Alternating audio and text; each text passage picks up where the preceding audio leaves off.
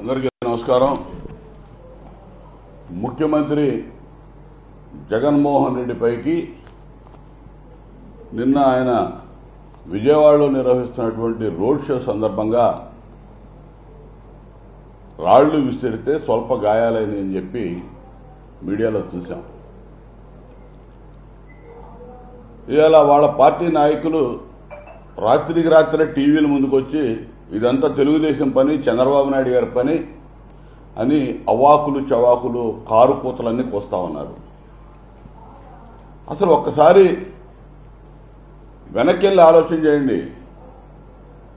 ఎవడ